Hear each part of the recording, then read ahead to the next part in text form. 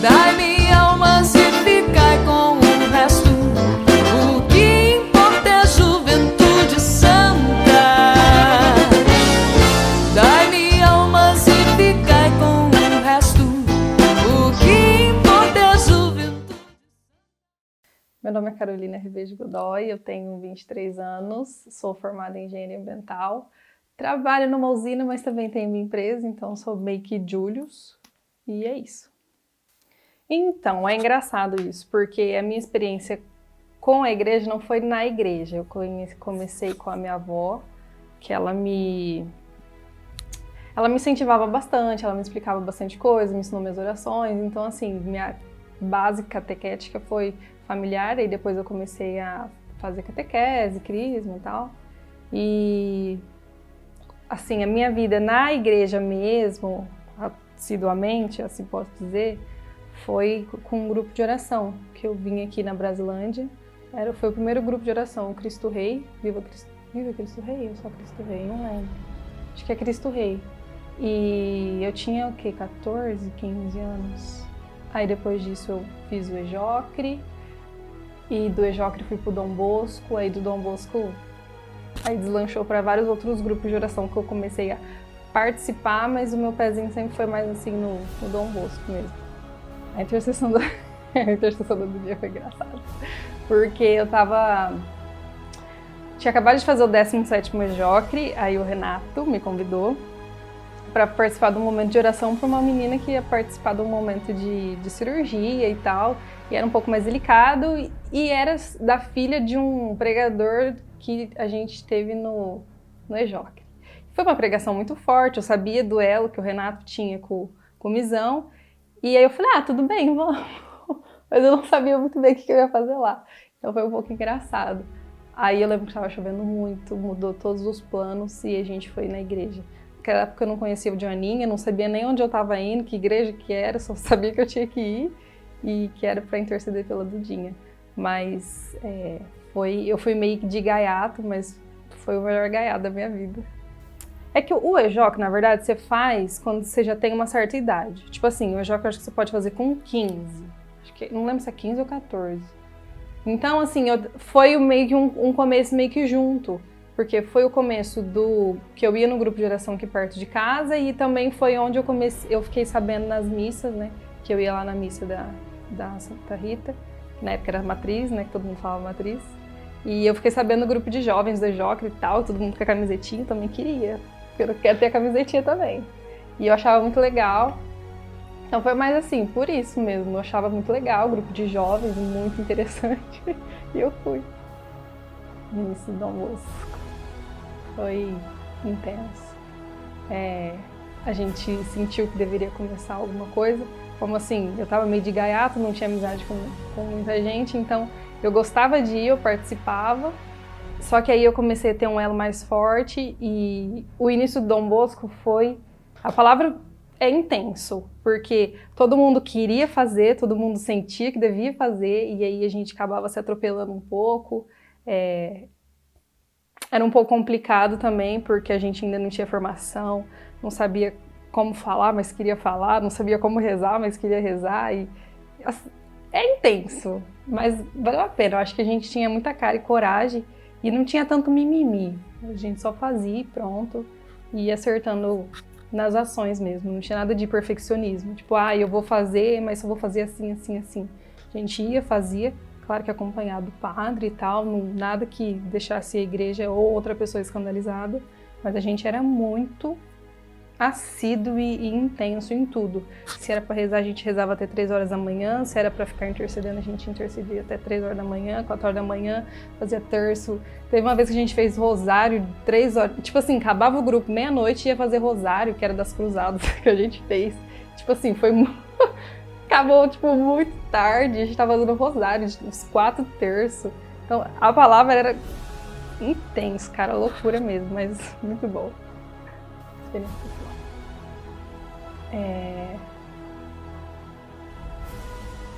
É mais complicado quando a gente fala da gente, né? Eu mudei muito, porque eu cresci... Tipo, eu comecei no grupo, eu já tinha acabado de entrar na faculdade, E, assim, acho que o grupo me viu crescer, eu vi o grupo crescer, a gente meio que cresceu junto. Então, eu aprendi muita coisa, fiz muita cagada, aprendi muito. Eu acho que eu me desenvolvi como uma pessoa mesmo, assim, com a ajuda das pessoas de lá.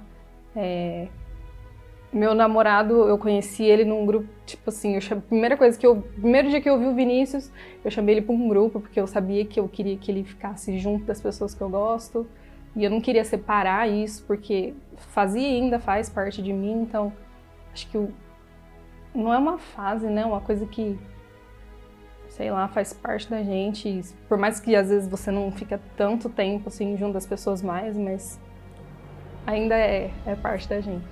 E pelo menos de mim, mudaram. Mas não é que mudou. Eu acho que eu errei em duas coisas, na verdade. Eu errei com os meus amigos de antes, porque eu acho que como era tudo muito intenso, eu fui muito intensa com eles também. Então, os meus amigos de antes, que não iam na igreja nem nada assim, não eram pessoas ruins e eu acho que eu fui muito injusta com eles. Mas, assim, também foi um período que eu precisava, então foi necessário, só que eu acredito que eu fui muito injusta, então tive amizades fortes no Dom Bosco, tenho até hoje, algumas pessoas vêm e vão, porque o Dom Bosco ele é um grupo assim, você tem uma amizade muito forte, de repente a pessoa vai embora, aí você fica tipo, uai, cadê a pessoa? E é assim que acontece.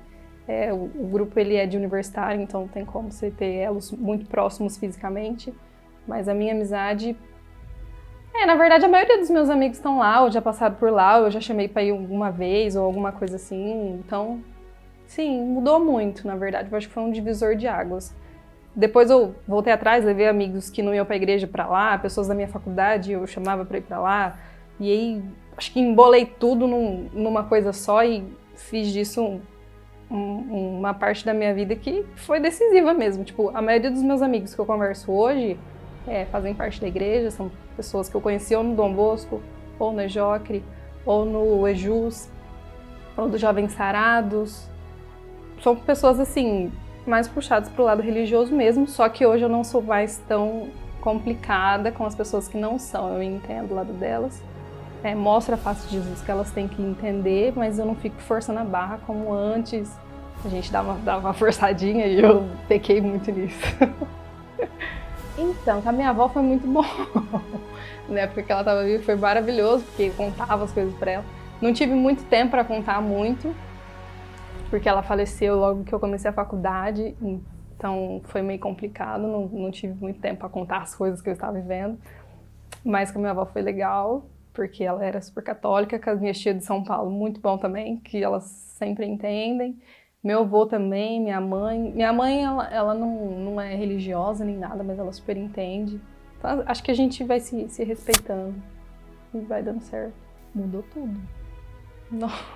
Quando eu acordo, a primeira coisa que eu faço, sinal da cruz, converso com Jesus, vou trabalhar conversando com Jesus, às vezes eu preciso de um momento, porque senão eu vou ficar louquinha. Então eu preciso de um momento para rezar, para fazer alguma coisa, para conversar com Deus, para colocar as coisas no lugar. Principalmente para quem é ansioso. Se o ansioso, bom, não sei, a minha ansiedade ela tem um pezinho assim, quando eu tô um pouquinho mais desconectada, ela já vem, já fala, vamos conectar um pouquinho para te acalmar, vai ser bom, você vai colocar as coisas no lugar, vai estar tudo certo. Então meus hábitos mudaram completamente, eu preciso ter Jesus no meu dia a dia, senão não rola. Foi um momento que eu tive que, pra mim, foi um momento entre vida e morte, que aí minha avó ainda estava viva, e aí eu tava fazendo uma cagada atrás da outra, e aí eu passei muito mal, desmaiei e tal. E aí eu falei, cara, enquanto eu preciso decidir o que eu vou fazer da minha vida, porque se eu morrer, eu vou morrer assim, e se eu viver, eu vou viver assim, então eu vou fazer alguma coisa. E a partir disso eu tomei uma decisão, claro que é a decisão mais difícil da vida, que é você seguir aquilo que você quer, e com um propósito, mas valeu a pena, acho que foi a partir disso. Eu tinha acabado de fazer 18. Tá, um que me veio agora à mente foi que o Fernandão veio com a Missão Rainha da Paz pra cá, E a gente era muito ligado pro Fernandão, ele fez retiros com a gente teve momentos fortes com ele na igreja. E eu não consigo esquecer daquele momento que a gente teve, que ele fazia oração e tal, tinha repouso. E aquele dia na igreja foi um dia muito forte pra mim. Eu me lembro até hoje da foto, tava eu, acho que você tava, a Vivi, a Letícia, não lembro se o Thales tava. Mas a Camila tava, o João tava, eu não sei, eu lembro da foto, eu lembro da Vivi, na foto perto de mim, a Angélica tava, a Letícia. E aquele momento foi o que me veio agora, assim. A gente era muito próximo da Missão Rainha da Paz, era muito gostoso. Os meninos vinham pra cá, era bem legal. São coisas que o Dom Bosco me deu, mas são coisas que o Dom Bosco me tomou. Eu aprendi a sentir muito pelos outros, mas isso é muito bom e isso também é muito ruim. Porque quando você sente muito pelos outros, é muito complicado, porque você não é a pessoa, entendeu? Aí você pega uma carga que não é tua, só que também é muito bom porque você entende o outro. Então é meio complicado, assim, quando se trata disso. Mas, nossa, Dom Bosco, meu Deus, eu cresci com aquilo. Da hora. Não vou falar pra você que eu sou uma leitora assídua todos os dias, nem que eu li a Bíblia de cabo a rabo, não. Mas eu tenho planos ainda de fazer um estudo bíblico, que eu sempre começo e nunca termino. Isso é uma falha minha. Mas assim, quando eu preciso, eu tenho um livro preferido, então eu sempre leio ele inteiro, e aí eu vou dando sequência e chega uma hora que eu paro, mas eu tenho um favoritismo assim por Pedro, e sempre tento me aproximar da Bíblia quando, na verdade, em todos os momentos. Não vou te falar que eu leio sempre, ou leio ela inteira, mas eu leio, e é uma intimidade que eu busco ter para eu, principalmente nesses tempos que a gente está longe da igreja, ou que às vezes eu não consigo ir no Dom Bosco por ser muito tarde. E eu sempre tento me basear em alguma outra coisa pra não ficar sem. Não vive em casa. Essa menina não tem casa, só sabe dormir em Jales, só sabe viver em Jales, só fica da igreja, você não tem casa e não sei o quê. Mas onde você vai? Você vai pra igreja? Aí agora dá uma diminuída, mas antes era loucura. Meu Deus, eu não ficava em casa. Não ficava. Antes era um fervor, uma coisa louca. Depois você fica um pouco sobrecarregado, porque você nunca vai para assistir o retiro. Por mais que você vai assistir o retiro, você vai participar do retiro, você nunca vai só participar. Alguma coisa você vai servir, alguma coisa você vai fazer. Então, antes era beber, beber, beber, era maravilhoso. Aí depois era servir, servir, servir. Então, fica um pouco complicado. Mas os dois são bons. Só que teve um retiro que eu tive um momento com Nossa Senhora que eu não esqueço até hoje. É uma profecia para a vida da minha mãe, e isso foi no primeiro retiro de Dom Bosco. E foi, assim, excepcional, eu não esqueço disso até hoje, e nem devo esquecer. E só que depois, assim, no servir, né, esse foi o beber, depois no servir foi o acampamento radical, completamente, muito bom. Servir no acampamento foi maravilhoso. Eu levava a Karina, ela gostava demais, a gente ia junto, eu não dirigia, não tinha moto, não tinha carro, então eu sempre ia de carona com alguém, e normalmente era a Karina porque ela fazia faculdade na mesma sala que eu. E ela começou a ir, e ela gostava muito, muito. Aí depois, acho que no meu último ano, foi no último ano? Foi. Aí teve os momentos de oração dentro da faculdade, mas assim, no último ano, eu não tinha cabeça pra nada, eu só queria saber de acabar com aquilo logo e sai de mim faculdade, eu não aguentava mais. Então, meu último ano eu não vivi muito, acho que é Universidades Renovadas, não, ou não, Universidades Renovadas, isso mesmo. E o Ney também estava lá, e era muito gostoso, só que eu não conseguia focar, porque eu só queria acabar com aquela faculdade, acabar com o TCC, acabar com tudo. Tenho, mas é complicado. Tipo assim, não é que eu não tenha saudades, morro de saudades, mas saudades da fase. Tipo, a fase era muito gostosa, a gente era muito unido, só que são coisas que passam. E a gente amadurece, cresce, tudo muda, e isso é normal. Só que se eu pudesse reviver algo de novo, com certeza reviveria aquela fase de antes. Por mais que era tudo muito louco, a gente... Os churrascos, os momentos que a gente ficava só conversando, ir na tua casa pra jogar videogame, era muito bom, a gente era muito unido. E eu sei que isso não tem como voltar atrás, porque agora cada um tem sua vida, mas foi uma fase muito boa, é uma saudade. Eu acho que foi uma fase muito gostosa. Eu sinto amor pelo Dom Bosco, por mais que... É um amor muito esquisito, porque que nem esse ano eu me afastei com certeza, porque eu acordo, tipo, eu saio de casa às 6 da manhã para pegar um ônibus, e aí eu fiquei um pouco desleixada em questão do horário, porque o grupo ele é muito tarde, então eu prefiro não sofrer tanto, mas há um preço que se paga por isso, né, que é não ir. Eu sei que o Dom Bosco não é uma coisa humana, eu sei que o Dom Bosco não nasceu do nada, por nada, e ao acaso, isso não existe na face da Terra, né? E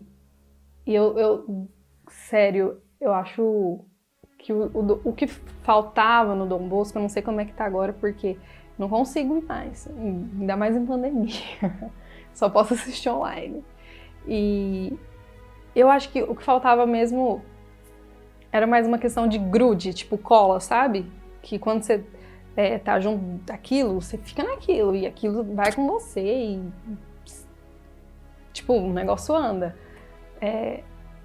Mas aí o Ney grudou bastante, tipo, todo mundo. Nossa, o Ney foi muito, muito legal, muito bom. E também não foi ao acaso, né? Então eu tenho certeza que aquele grupo pode ter uma pessoa assistindo. Uma pessoa, tipo assim, lá vendo a pregação. Você pode fazer uma pregação por uma pessoa só. Daqui uns 2, 3 meses, vai ter umas 20 pessoas lá. Ele não acaba. Não, aquele grupo, você vai morrer, eu vou morrer, o Ney vai morrer, todo mundo vai morrer. Aquele grupo vai ficar lá. Ele vai continuar. Ele vai continuar. O Dom Bosco, ele não é uma coisa muito passageira, assim, ai... Ele não é passageiro, ele não é uma coisa tipo...